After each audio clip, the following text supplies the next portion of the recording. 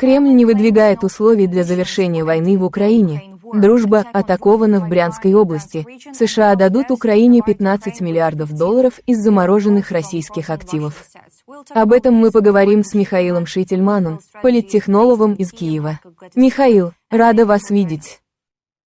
Добрый вечер, Ольга. Пресс-секретарь Кремля Дмитрий Песков заявил, что Россия не видит предпосылок для прекращения войны в Украине. Песков сказал, цитирую, «Нет никаких признаков окончания украинского конфликта, как сказал Песков, или какого-либо его завершения».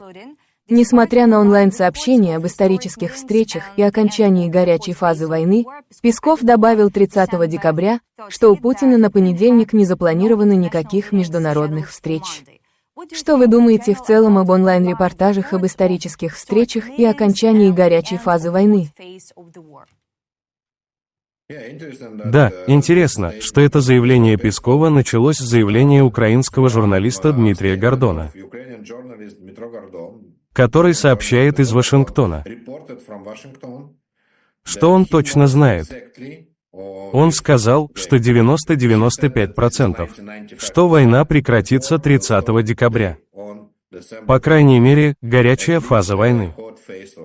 И после этого это началось, слухи стали распространяться все больше и больше и шире.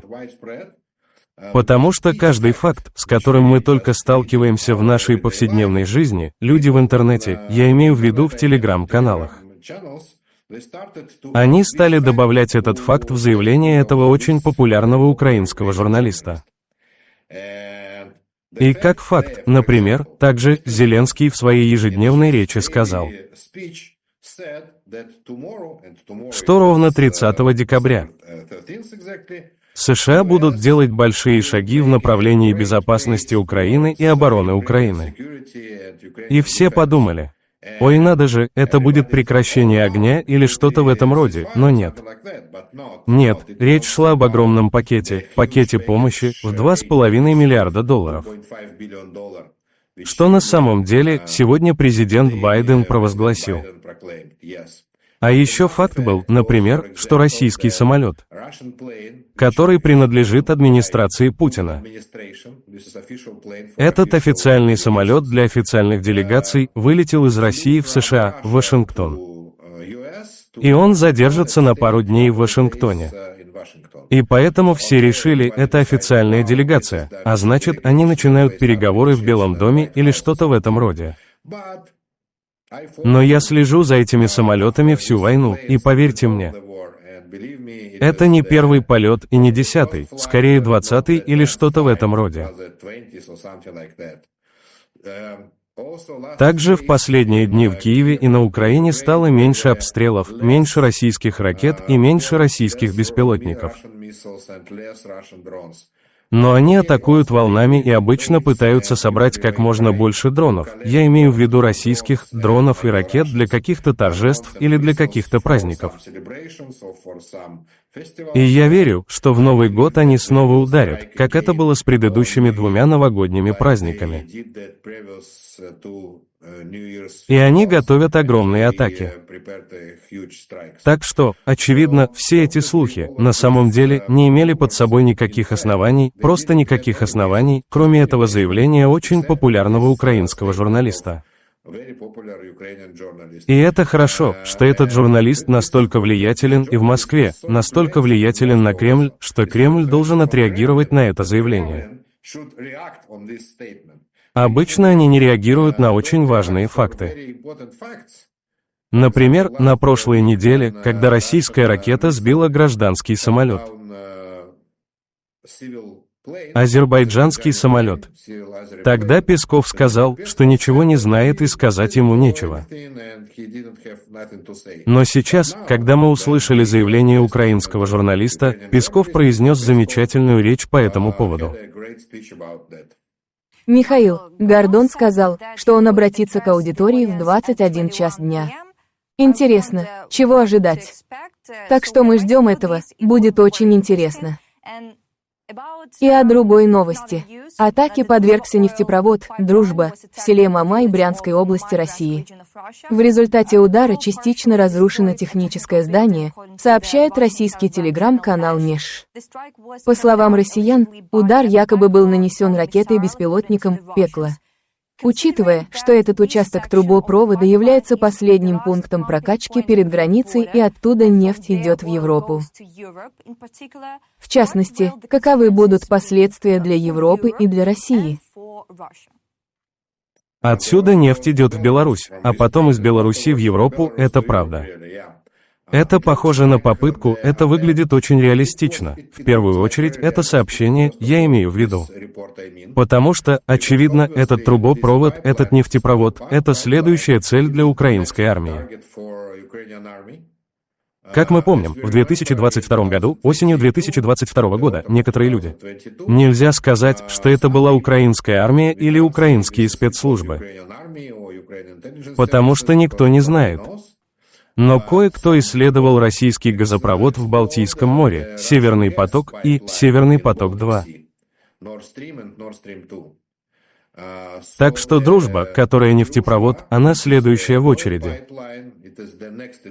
И это следующий критически важный трубопровод.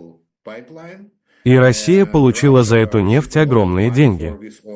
Так что если такие страны, как Словакия и Венгрия, которые получали нефть по этому трубопроводу, они не перестали покупать эту нефть. Очевидно, что единственный способ остановить эту сделку, и единственный способ остановить эти поступления в российский бюджет, в российский военный бюджет, это разбомбить эти трубопроводы. Кстати, россияне бомбят наши трубопроводы, я имею в виду трубопроводы, которые работают внутри Украины, газопроводы. Так что Украина бомбит, в качестве ответа, российские трубопроводы. Так что это скорее очень хорошая новость, что это шанс остановить российский экспорт нефти. Михаил, добыча на российских нефтеперерабатывающих заводах и добыча нефти упала до минимальных значений за более чем 10 лет. Причиной снижения до 20-летнего минимума стали внеплановые ремонты и снижение маржинальности из-за попыток правительства РФ сдержать рост цен на топливо для населения или что-то еще. Как вы думаете? Я считаю, что на это есть две причины. Одна из них – это действия украинской армии, украинских ракет и украинских беспилотников. Например, буквально в прошлом месяце украинские беспилотники, по сути, остановили производство на крупнейшем нефтеперерабатывающем заводе в Южной Европе, я имею в виду ростовском НПЗ. И по нему снова был нанесен удар. Я думаю, что было около 5 разных ударов по этому нефтеперерабатывающему заводу, и теперь он стоит абсолютно остановлен. Он находится в государственной собственности Российской Федерации. Но это дает, может быть, 5% снижения, может быть. А еще одна причина спада производства – это очень ограниченные возможности реализации продукта, потому что очень много НПЗ располагалось в европейской части РФ, а в Европе их продукт почти запрещен. Я имею в виду почти, потому что есть пара исключений для пары стран, но в целом запрещено покупать продукцию нефтеперерабатывающих заводов из Российской Федерации. Так что единственные клиенты были в Азии. Но в Азии у России не так много нефтеперерабатывающих заводов. А нефтеперерабатывающие заводы из азиатской части Российской Федерации продают свою продукцию в сторону Китая и Индии. А в Европе у них очень большая проблема найти покупателя. Потому что логистика очень дорогая. Они также не могут завести свою продукцию через Балтийское море в некоторые, например, страны Средиземноморья. Но есть и большой лимит на российские танкеры, которые тоже находятся под санкциями, и весь российский флот танкеров под европейскими санкциями. Так что в сторону Европы они не могут ничего транспортировать. Министр иностранных дел России Сергей Лавров объявил, что Россия отменит мораторий на развертывание ракет средней и малой дальности, способных нести ядерные боеголовки, сообщило радио «Свобода», ссылаясь на интервью Лаврова российскому информационному агентству РИА Новости. Если говорить о деталях, то Лавров связал это решение с развертыванием аналогичных вооружений Соединенными Штатами Америки. Какие угрозы это представляет? Нет, это не часть нашей войны против Российской Федерации, украинско-российской войны. Это часть общей холодной войны между США и западным миром и Российской Федерацией, потому что у нас нет ядерного оружия. Итак, по всем международным законам, по всем международным договорам, включая соглашения, которые были одобрены Организацией Объединенных Наций, это запрещен для Российской Федерации. Не только применять ядерное оружие против Украины, но и нацеливать ядерные ракеты на украинскую территорию. Это категорически запрещено. Мы знаем, что они это делают, но это запрещено международным правом. Поэтому, когда Лавров говорит что-то подобное, очевидно, это забота Белого дома, а не украинского правительства. Очевидно, что это еще один шаг к очень холодной войне, скажем так, к периоду расцвета холодной войны. В период расцвета холодной войны в конце 80-х годов, я имею в виду предыдущее столетие, до того, как Горбачев стал советским лидером. Ракет этого типа было очень много и в Европе, и в Германии, и в Западной Германии. Это были ракеты Першинг и Першинг-2, причем в Российской Федерации. И они должны были быть уничтожены согласно соглашению между США и Россией. Но сейчас мы вернулись в 80-е годы. И мы помним, что было в 80-е годы. Вы знаете, что только вчера умер президент, я имею в виду бывшего президента США Джимми Картера. И я помню те дни в 1980 году, когда Джимми Картер проиграл выборы Рональду Рейгану.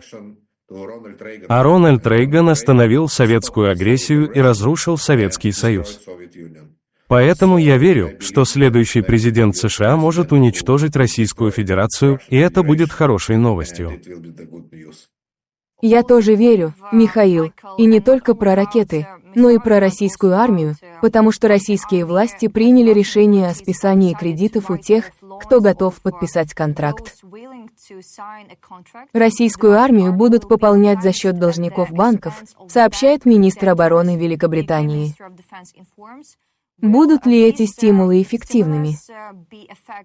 Как таким образом можно пополнить российские войска?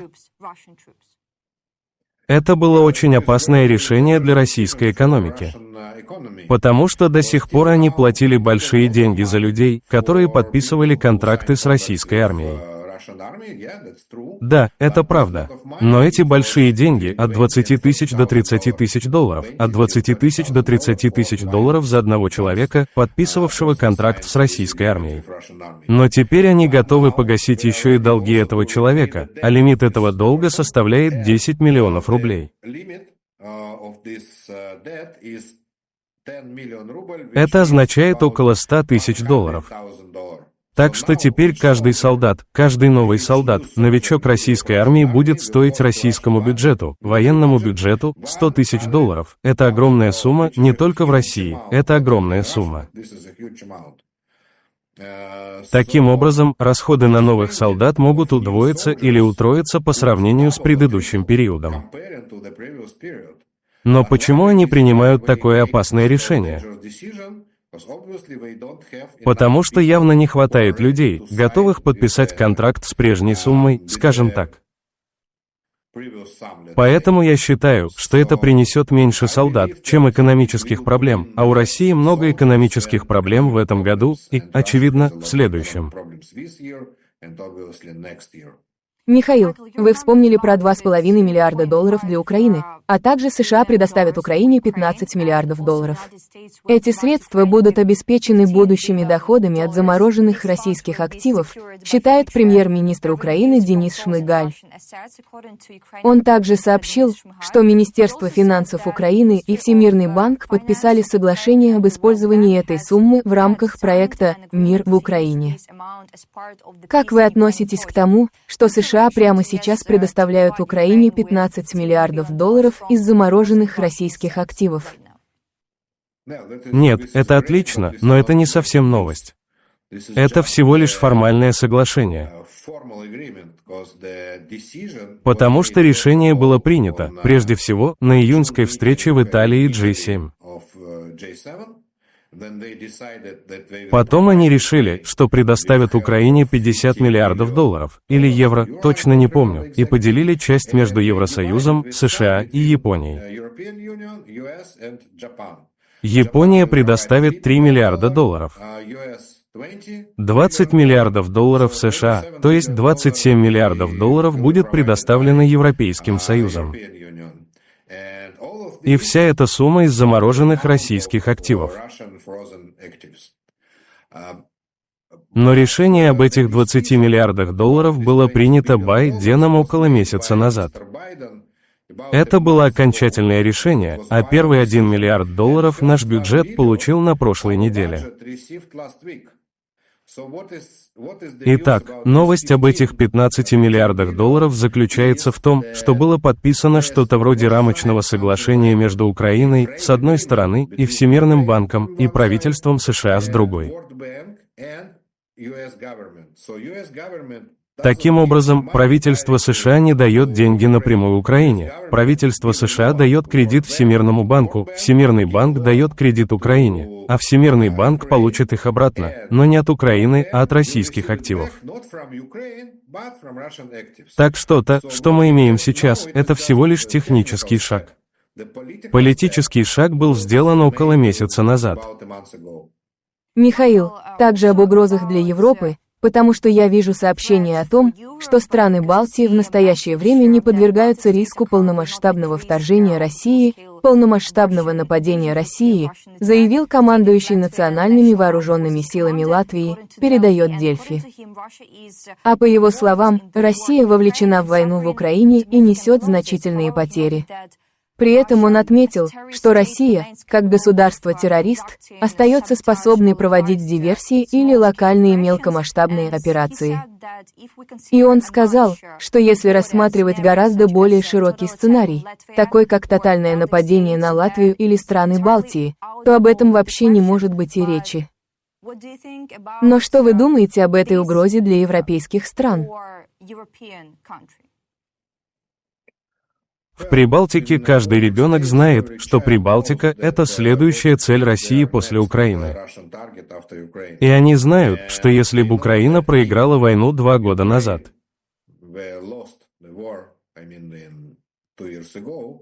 то до сих пор россияне напали и на страны Балтии.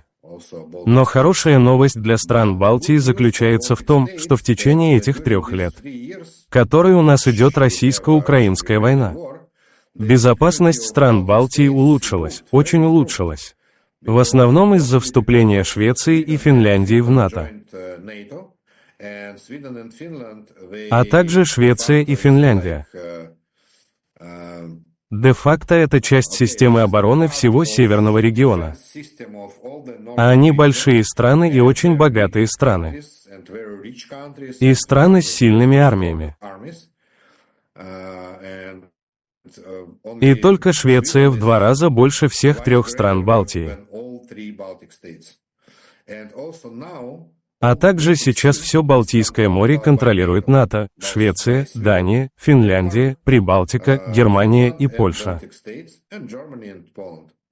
Так что самой опасной была именно Балтийское море, потому что россияне, они могли начать свое наступление со стороны Балтийского моря с Балтийским флотом. У них есть 2 гавани Балтийского флота в Калининградской области и в районе Санкт-Петербурга. И это было очень опасно. Но сейчас это выглядит так, что это все еще опасно, очевидно, но теперь у стран Балтии есть шанс на защиту в этой войне, в этой потенциальной войне против Российской Федерации. Но мы должны помнить, что это очень реалистично, и я помню Байдена в одном из его выступлений, когда он сравнил Путина с Хамасом, террористической организацией Хамас. Он также упомянул, что очень близкие друзья Путина, очень близкий коллега, я имею в виду бывшего президента России Дмитрия Медведева, сказали, что их следующая цель – это страны Балтии. Так что это официальная информация. Это не просто слухи или что-то в этом роде. Михаил, спасибо вам за этот разговор, как всегда. Спасибо за внимание, а также спасибо за ваши мысли. Напомню, что сегодня с нами был Михаил Шительман, политтехнолог из Киева. Я желаю вам всего самого доброго в новом году, а также мы желаем нашим зрителям всего самого доброго и до встречи с вами. Поздравляем вас с Новым годом и с Ханукой. Спасибо. Огромное спасибо.